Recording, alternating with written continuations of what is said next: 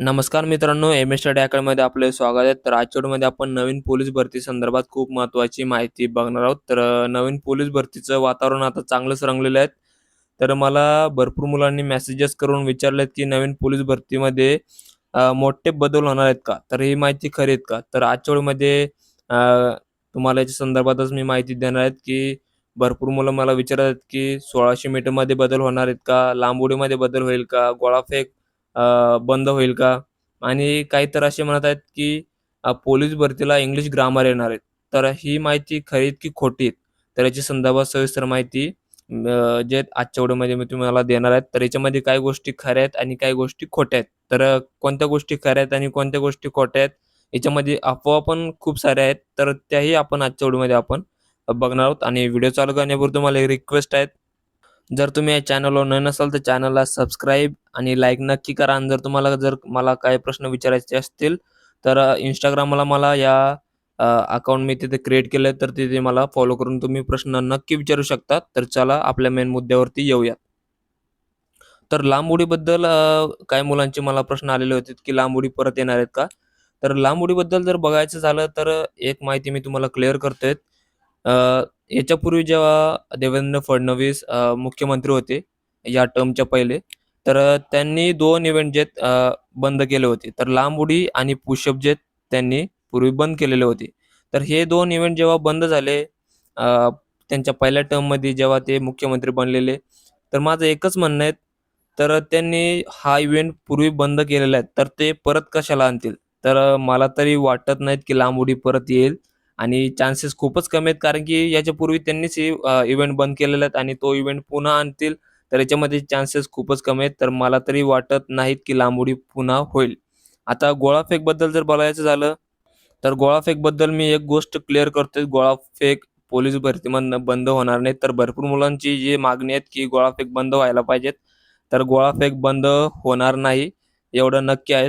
आणि 1600 मीटरबद्दल जर बोलायचं झालं, तर काही म्हणत आहेत, की 1600 मीटरमध्ये 3 किलोमीटर येईल किंवा 2.8 किलोमीटर आपण म्हणू शकतो. तर ही माहिती खरी आहेत का? तर माझ्या माहितीनुसार तरी हिच्यामध्ये बदल होऊ शकतो 1600 मीटरमध्ये. तर याच्या मागे कारण मी देऊ शकतो. तर तुम्हाला सर्वांना माहितीच आहे, की मागील पोलीस भरतीमध्ये 1600 मीटरमध्ये भरपूर मुलं जे आहेत एक्सपायर झालेले आहेत. तर अ, हे पण एक कारण असू शकते, कारण की 3 ते 4 मुलं जे आहेत मागालच्या भरतीमध्ये जे आहेत 1600 मीटरमध्ये त्यांना जे आहेत प्रॉब्लेम झालेला आणि 1600 मीटरमध्ये मुळे जे आहेत तर भरपूर मुलांना प्रॉब्लेम होत होता. तर मला वाटतंय की 1600 मीटरमध्ये बदल होऊ शकतोय आणि अ, प्र आणि प्रत्येक 10 वर्षाला जे कोणत्याही भरतीमध्ये बदल होत असतोय. असं नाही याच्यापूर्वी पण 5 किलोमीटरमुळं जे पळायचे त्याच्यानंतर 1600 आलेत. तर बदल होत असतोय. बदल तर होणारच आहेत. तर मी तुम्हाला पूर्वीच क्लिअर करतोय 1600 मीटरमध्ये मला वाटतंय की बदल होईल. आणि आता काही मुलं म्हणत आहेत, की काही Instagramवरती पण खूप सारे व्हिडिओ येत आहेत, की पोलीस भरतीमध्ये इंग्लिश ग्रामर येणार. तर ज्यांना ग्रामरची स्पेलिंगसुद्धा माहिती नाही, तर ते ग्रामर येणार असं म्हणत आहेत. तर याच्याबद्दल माहिती काय आहे? तर इंग्लिश ग्रामर खरंच येणार आहेत का?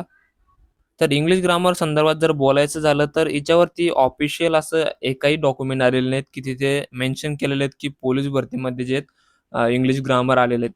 तर भविष्यामध्ये जर आलंय, तर मी त्याच्यावरती नक्कीच व्हिडिओ बनवेल. पण माझ्या माहितीनुसार तरी जे पोलीस भरतीची तयारी करणारे मुलं आहेत, तर ते गरीब प्रवर्गातील किंवा ज्यांचं शिक्षण 12वी पर्यंतच झालेलं आहे, ते करत आहेत. तर माझ्या माहितीनुसार तरी चान्सेस खूप कमी आहेत, की इंग्लिश ग्रामर येईल. असं नाही म्हणत, की इंग्लिश ग्रामर येणारच नाहीत.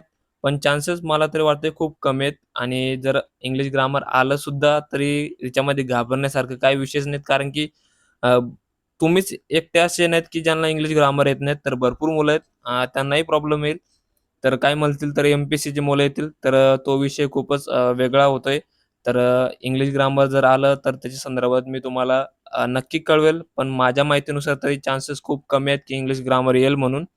बदल होणार एवढं नक्की आहे, की पोलीस भरतीमध्ये 100% बदल होईल. तर मला असं वाटतं, की लेखी परीक्षा पहिले होऊ शकते आणि निगेटिव्ह मार्किंगकडे सुद्धा ते बघू शकतायत.